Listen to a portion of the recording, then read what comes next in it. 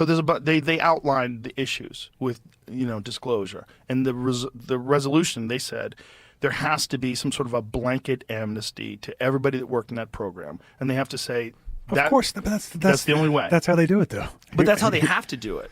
If we're going to find out the information, we have one of two things we have to accept. We have to either accept that these people are going to be able to keep this stuff in power the people that are in power are going to be able to keep this stuff secret, because if they don't, then they're going to get in trouble and they're never going to release it, and so we're all going to be in the dark forever. Or we just say, okay, with that scenario, they're going to be off the hook no matter what. So let's just let them off the hook for the greater good of mankind and understand what the fuck we're really looking at. What are we really dealing with? What do we really know? And so I'm hopeful that that's a possibility. So am I. And especially the last 10 years, there's been so much stuff that's been out there. Oh, yeah. Videos and basically from 2017, from that New York Times article in 2017, when it was on the front page of the New York Times, that kind of opened up a lot of people's eyes. Like, okay, this is a real story now. Because now it's not ridiculous anymore. And now the next step is putting it out there. Yeah, but I mean, there's got to be a lot of bullshit. There's a lot of fake stuff. There's a lot of misinformation. Don't you think that we're at least 10 to 20 years behind even whistleblowers, what they actually have? So even if they were to release some of the stuff, they still have other stuff that's just so far more advanced than we could possibly imagine. I would imagine. I bet they have. That's what's crazy. They can keep a lid on that, though. It is. That is crazy. It's impressive. But it's all. We just both said that we would shut up. That's true. I mean, they, especially in today's day and age. Well, the threat of death is it's a pretty strong motivator for. Also, there's no way to hide that stuff unless you're a chatty gay guy and James O'Keefe gets you on camera. Get off Grindr. Watch out. I wonder what apps they're using to get those chatty gay guys to give up all the juice. That's pretty impressive. Yeah. Yeah, I would stop hiring chatty gay guys if I was involved in anything secret. Don't do it. Those guys hide something. They'll spill the They'll spill the beans. They've got a lot of the big fish too. I know, it's Pfizer incredible. is out there. Yeah, guys. Yeah, pretty wild. CNN. Mm-hmm. Yeah, yeah, wild stuff that you should be in jail for what they found. Yeah, yeah, all that stuff is like. But again, horrible. Nobody goes to jail. Nobody gets held except this accountable. lady with her frogs. That lady's a problem. Well, if you're threatening the establishment, she probably is. She probably figured something out. Yeah, the illusion of freedom. We have a lot more freedom than every other country, but still, it's an illusion. But you can't go after in this country. Two of the big ones are vaccines and cancer, and that's what I've been actually diving deep into the last about year, because I've had a number of people in my life get cancer, and you've had a lot of people on the show who've talked about SV40. Yeah. Yeah. But also the remedies they've been using. I mean, you have Mel Gibson on here talking about Fenben and ivermectin. Yeah. And that's what I've been in the weeds, learning about the last year. So it's really fascinating. Such a disservice to humankind by demonizing ivermectin in order to push vaccines. Because in so many sheep and so many dullards and so many people that are just boomers that believe everything that's in the news, ivermectin is a fool's medication. Even today. Yeah, even today. Like if you told, they would have to be dying of cancer to even consider taking that. Yeah, I had a doctor tell me why would you want to take horse paste? What a dumb doctor. What the fuck are you talking about? What a dumbass doctor. Imagine saying that. Did you ask him, do you know the history of the use of that drug? I did. It ended the conversation. It's literally like saying penicillin. Don't take penicillin. They use that on dogs. Yeah. I don't care. That's got a Nobel Prize. It doesn't matter. Nobel Prize for use in humans on the World Health Organization's list of essential medications. Yeah. And horse paste. But the thing about cancer is wild is that the majority of doctors during this process will not touch diet at all. Yeah. And will tell you diet makes zero difference. And my problem is the same problem I had with the vaccine, and really the medical industry in general, is there's no more informed consent. Right. The informed consent around cancer would be that it's a metabolic issue. And because it's a metabolic issue, and you're talking about anaerobic cells, then restricting sugar from your diet is a good place to start. Yeah. And none of these fucking doctors will talk about diet, sugars, glucose, anaerobic cells, nothing. at No, all. someone I'm close We to. do radiation and chemo. Yeah. That's it. Well, it's very profitable. Extremely That's profitable. the problem is chemotherapy.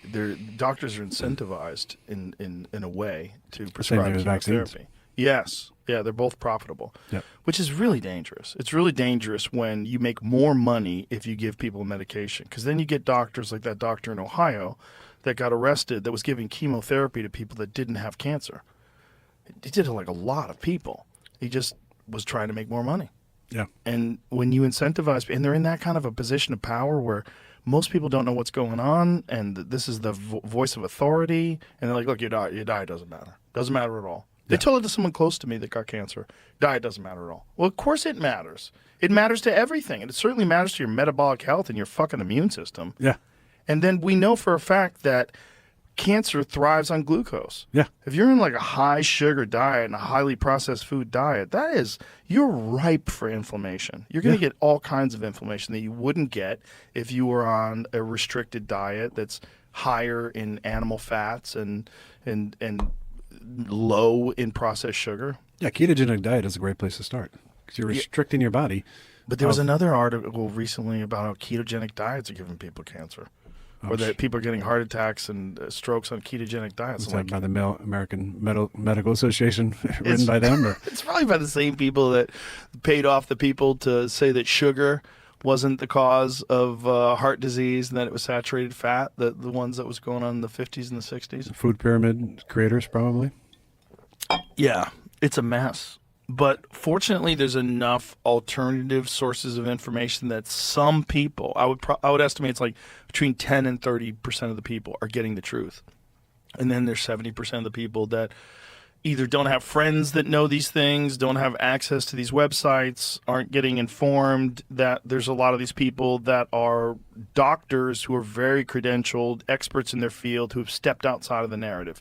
And they're doing it because they feel they have a moral obligation. And they're saying, like, this is a problem, this SV40 that we find in vaccines, simian virus 40 is known to cause cancer.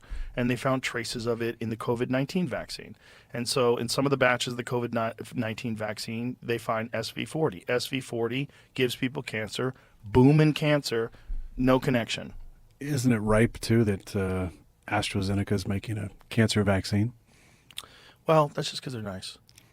They're good people. Did you ever see what AstraZeneca means in Latin? Yeah. What does it mean? I just saw that.